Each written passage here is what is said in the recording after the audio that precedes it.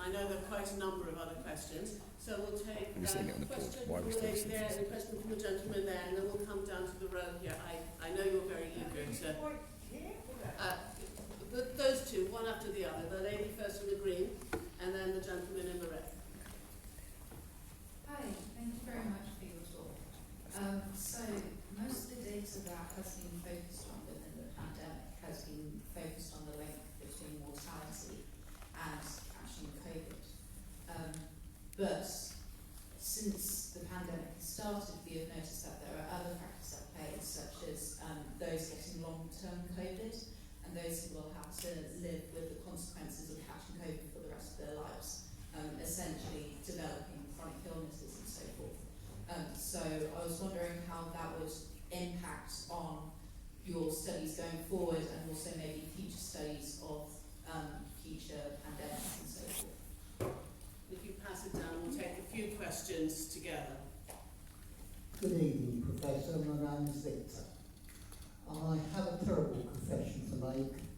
I didn't realise that the USA was a low-income country, having heard it tonight for the first time, that low-income countries were most affected by the coronavirus scare. So, if you can forgive my ignorance, and it may underline my question that I do want to ask, that is this. As a fairly old, albeit ignorant person, I remember at least 3 medical scares this century. First there was Chinese bird flu, then there was SARS, and now we have the coronavirus. All of which, we're told, came from the same one country. What are the statistical chances of something like that happening in a century that's only 21 years old? Thank you. What do you want to take first? I will deal with both of them. So, long COVID, so I have not, my group hasn't been studying it, but certainly within Imperial and more broadly in the epidemiology community, is increasingly studied.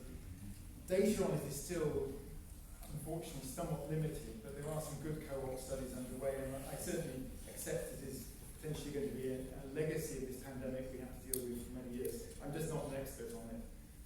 On the second point, first of all, I didn't say the US was a low-income country. What I was trying to compare was the countries which have been worst affected. I think you're referring to this in terms of mortality, or the areas of countries and worst affected economically tend to correlate. So places which lock down later have a higher death toll, also have a higher economic impact. But in terms of the overall impact, if you compare countries across the world, the economic impact of the pandemic has been worse in low-income countries than high-income countries. So the US has suffered about the same as the UK, much less than, for instance, the poorest countries in the world. Coming on to China, well, I mean, SARS was a very serious threat, but thankfully it was a threat which was contained. We could talk about why that was contained, but it was a huge effort. As to the chance that, for instance, SARS-1 and SARS-2 came from China, China has 1/5 of the world's population, often living in close proximity to wildlife populations, and most likely hypothesis, not the only hypothesis, most likely hypothesis for the emergence of COVID is spillover from a wildlife species. And when you get very high large populations, very high population density, that becomes more likely. Thank you. Now there's a suite of questions. Come down, we'll start up there, then we'll come to you, and then we'll come to the gentleman there. So we'll start there, then you, and then we'll finish there. We'll take a group of 3. Thank you very much. Jim O'Brien from Denver. It's marvelous talk, and as a critical care physician, I have to tell you that I sympathize, maybe from a different perspective, more of a grassroots perspective, but it's been a very difficult time, I know. But my question is, do you have an opinion on the origin of information now that is coming in that suggests that it may be an escape virus from the high-grade viral lab that was in Wuhan near the market. And if that was the case, would that have changed your modeling? So, interesting question. I don't have, I mean, I think it's statistically more likely we can't to have been most likely. Last question there, and we have the vote of thanks. Can you hear me? Yes. First of all, I've got two partners. Texas, many months ago, took away masks and they took away social distancing, and there's no vax passports, and they took away all the rules, and the case numbers have continued to go down and down and down. And secondly, from a personal point of view, should you personally, as you broke lockdown rules, should you back away from this? Stop going on the BBC, stop going on any channels talking about it, as you broke lockdown rules and you support lockdown. No, we're now going on to the next question here. Did I understand you were going to close the discussion down after the next? We have one more question. There's a young medical student. Yeah, I think they're going to close it after that. Yeah, Did I understand you were going to close it down after that? Can you Is that pass correct? the microphone? I'm happy to pass it on. Thank you. Just who is it? It's me. I'm All right. having Haven't passed it on, but I think it's fair to ask some more questions. Do you accept that, Neil? I'll take another couple of questions. Good. Maybe I'll just address, I mean, the US has seen a diversity of trajectories. Both Florida and Texas saw a surge of case numbers with Delta and in the last few months, and then a decline thereafter. The Texas actually achieved a rather higher vaccination coverage than some US states, but they also experienced quite a large epidemic. So I don't think you can generalise from one location to another, or certainly pick out an individual location. If you look at the overall impact of the pandemic across US states, then it has been, well, the US is now up to in excess of 600,000 deaths, which is not that far off the 1 million which we projected for just frankly a plain mitigation scenario of them not locking down at all. So, I mean, the US has really suffered quite immensely, and that has varied from state to state during this pandemic. I mean, I understand the point you're making, but I'm not going to be drawn into it. As to, I mean, I get invited on the media. I have apologised for my own breaking of lockdown rules many times, and I think that's all I have to say on the issue. Thank you, Neil. If you're taking a few more questions, there are a few questions online. Do morals and ethics influence your work in modelling? And then you suggest that epidemiological modellers should keep their modelling separate from their personal views and should not intervene to recommend particular public policies. Do you think this holds true, even when cases are doubling rapidly? Well, maybe I'll take the last of those. I think, as you said, I think SAGE has walked that line, both sides of that line. I think where it has got closest to crossing that line has been in the case of rapidly doubling case numbers and a real concern about healthcare demand and the mortality which we'll see from that. I still think it is better to explain the consequences of different policy options than to necessarily advocate them within the public arena. I mean, discussions which happen in private with civil servants, and tend to be civil servants or people like Patrick Vallance and Chris Whitty, tend to be rather more open, but even there, scientists try to avoid just expressing their own personal. I can see you're about to do a poster and put up a poster. But I can also see you unfolding a poster. We are trying to have a genuine conversation here. There's a medical student who... Somebody who's responsible for the deaths of thousands of people. Hello, can we just... Can we just get... Can you ask his question? Can you ask his question, please? If I wanted to ask a question, how can you ask his question? He's put his hand up. I'm actually trying to make sure You just shout him out. Yeah, can I... the gentleman here who has a question, and then you, and we agreed that you could ask the last question. Okay? But I also see that you want to do a protest, and I ask that you not do that. My hand's been up all the time. There are lots of people with hands up. So we're going to let this young medical student ask a question, and then we will ask you to ask the last question. I realise that you can decide between the two of you which one you'd like to do. But can we now listen, please? Thank you very much, Professor, for the wonderful lecture this evening. The question I had is, where do you think we are in terms of COVID being endemic? We've heard the phrase living with COVID quite a lot recently. And as we know, when transmission is sustained, the case numbers increase, there's a higher probability of new variants emerging, which could obviously have a devastating impact, not only all the countries who have vaccinated their populations, but also the low and middle income countries where vaccine coverage isn't so high. So it's a very good question. I mean, the transition to endemicity is not an easy one to define. But I think a working definition is that we're not seeing explosive epidemics in the absence of restrictions. So at the moment we're not quite there. Well, the PCR versus false, so what the hell? If you let me finish the answer. So at the moment we are not at what you could call herd immunity. I think what we'll see is 2 or 3 years of still getting significant excess mortality, not anything on the scale we've had before from this virus. And immunity building up in the population through exposure, through repeat vaccination, and eventually it will become a virus which I think will be with us and will cause deaths every year, a bit like new flu pandemic viruses are, but won't, I don't think, will require the sorts of exceptional measures we've adopted in the past. What it might require, which may not be a bad thing, is some increase in healthcare capacity in this country, because we have the smallest number of hospital beds per capita of any large European country. So you have one question here, and then we'll take one last question from Robert Northcote.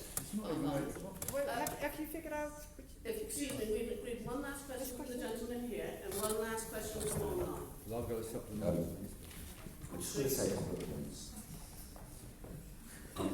You're a professor of epidemiology, and yet you made a statement, there is no immunity. How can 80% of the population recover easily and large numbers of people be asymptomatic if there's no immunity? It's quite clear from studies all around the world that there was prior immunity, cross-immunity from other coronaviruses, and T-cell immunity, which means that is why most people recovered adequately. Immunity doesn't mean you don't get a disease, immunity means you can fight it off.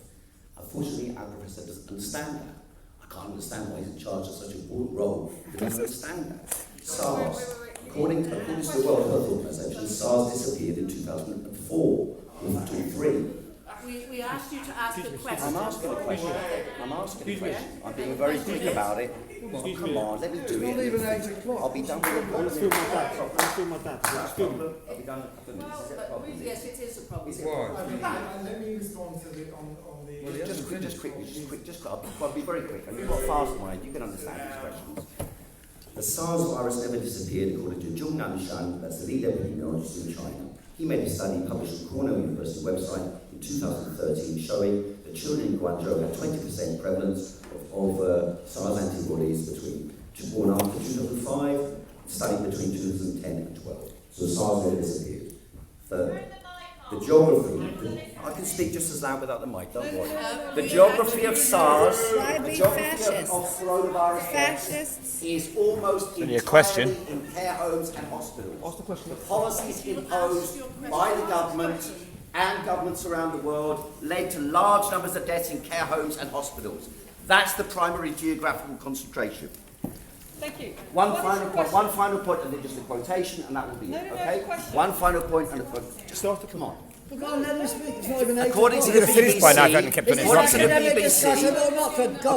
BBC, a couple of days ago, 50% of children have already had a coronavirus infection. Given that that's the case, why are you taking children who've already got prior immunity? You do not believe anymore that prior immunity from an actual infection is more powerful than immunity through. one final statement. No, That'll be it. One final statement. I'm sorry, I read you were gonna make from a John question. Ioannidis. Question. His article, Forecasting Has Failed, which concentrates entirely on Neil Ferguson's statements. It says, on reviewing your predictions, John Ioannidis from Stanford University states, quote, implausible, exaggerated forecasts should be abandoned. Otherwise, they may cause more harm than itself. With espoused wrong predictions can devastate billions of people in terms of economy, health, societal turmoil at large. Isolating infectious impact from all other health, economic and social impacts is dangerously narrow-minded. More importantly, with epidemics easy to detect, opportunities for declaring global emergencies will escalate. Erroneous models can become powerful, recurrent disruptors of life on this planet. Civilization is threatened by an epidemic of incidentalomas. I'm sure you've read this article. Is there anything in these statements that does not apply to your predictions of your teams? Do you not accept that the continued use of your model puts humanity at risk?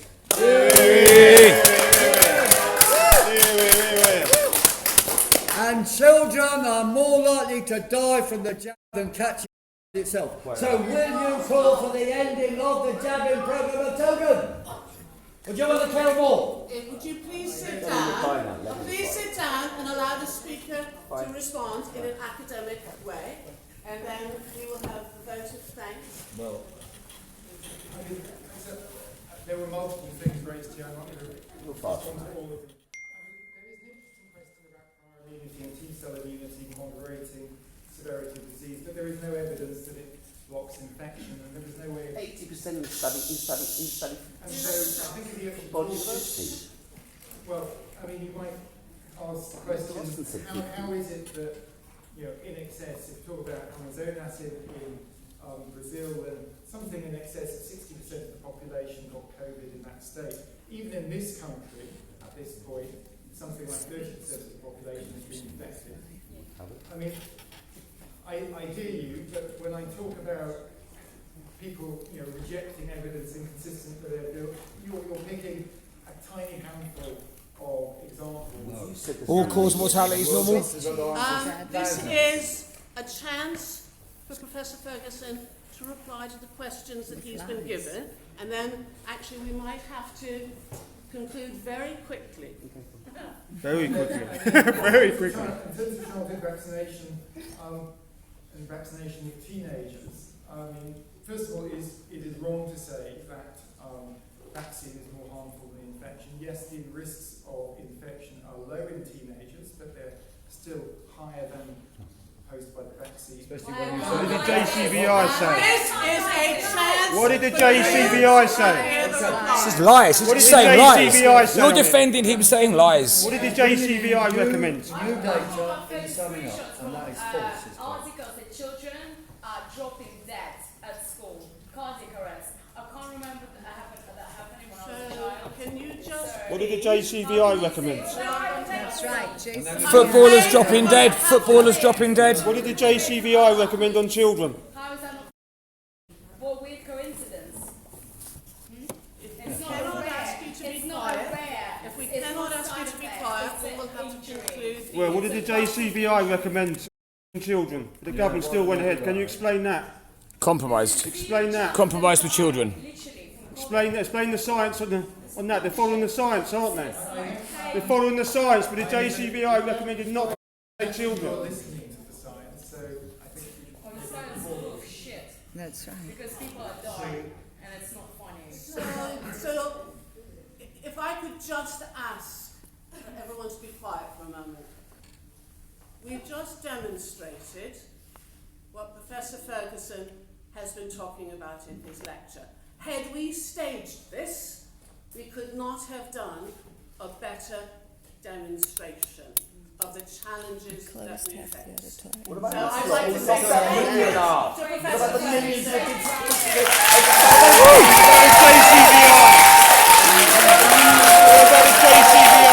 What about the millions pushed to the edge of starvation? What about the millions locked up? What about people who all agree. Wearing masks. Who doesn't wearing masks, yeah?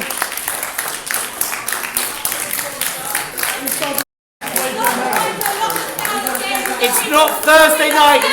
It's not Thursday. It's Tuesday night. No need to clap nonsense. Raise your hand if you don't wearing a mask. To be fair to Neil Ferguson, he's prepared to answer. And they stopped the discussion, as they've stopped all discussion across the world for a year and a half. No more lockdowns. No more lockdowns. No more lockdowns. Resist. Defy. Do not comply. Resist. Defy. Do not comply. Resist. Defy. Do not comply. Resist. Defy. Do not comply. I invite you, Neil Ferguson, to come to Speaker's Corner on Sunday and debate with me. We will protect you. We will make sure you're free to discuss openly and clearly with the police present there. Are you prepared to come to Speaker's Corner and debate me? I'm a doctor from King's College. Are you prepared to discuss? I am a doctor from King's College. I go to. I'm a doctor from King's College. That's right. We have had a lecture by Neil Ferguson. He had 45 minutes to speak. We have had a Q&A and different people in the audience have had to speak. You in particular have Let's now press had on. 10 minutes to speak. I have been counting. He was willing So to I discuss. asked you, He and wants we to had discuss. time Hand the until microphone to him so we can 8. discuss. So I ask you to just, for the last 3 minutes, let Richard Trember speak. Yeah, it's fair. He will wrap up, and thereafter you're all welcome to join us for a drink. Yeah. Thank you. Thank you. If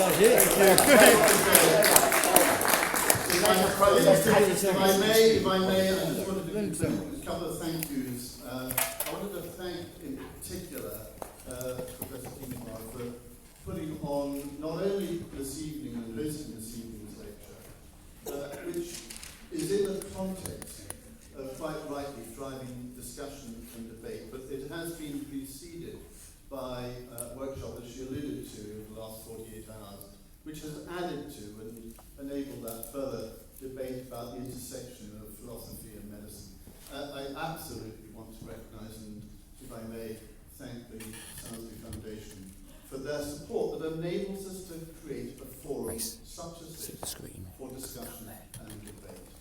I actually want to thank you as an audience, both those here present, those who have been online, who have engaged in the discussion and indeed enabled us for this evening's lecture.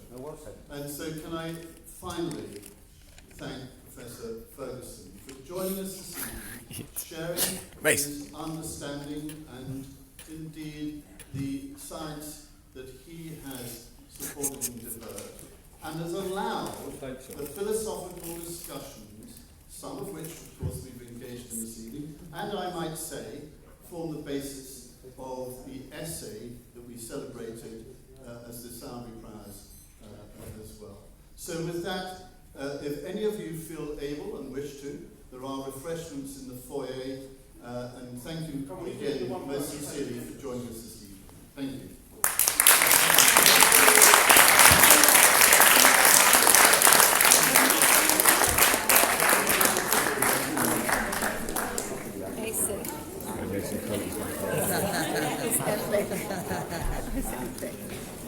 I felt a bit rude saying like you go down and walk behind the camera, but I couldn't get up and do it. But I can fess up now.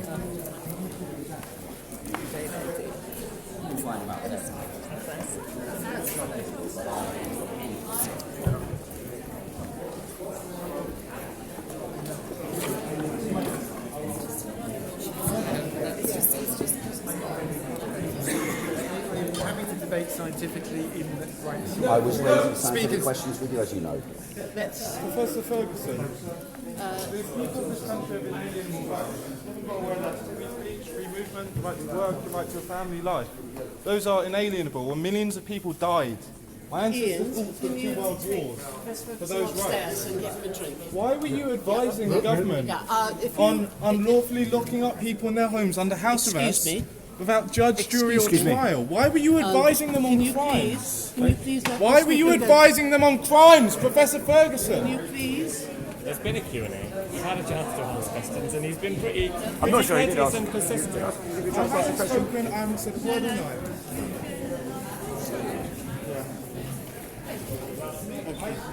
I've literally not said a word all night.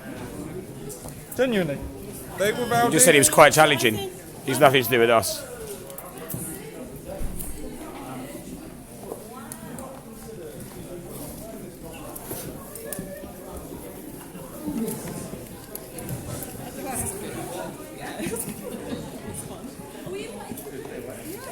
Everyone is. Where's Heiko gone? Okay, guys. Before he gets thrown out.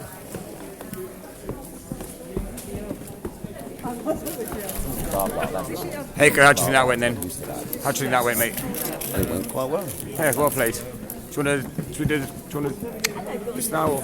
Yeah, I think it went quite well. Basically, do share this, do spread it around, particularly the end bit. We'll cut it and put it out.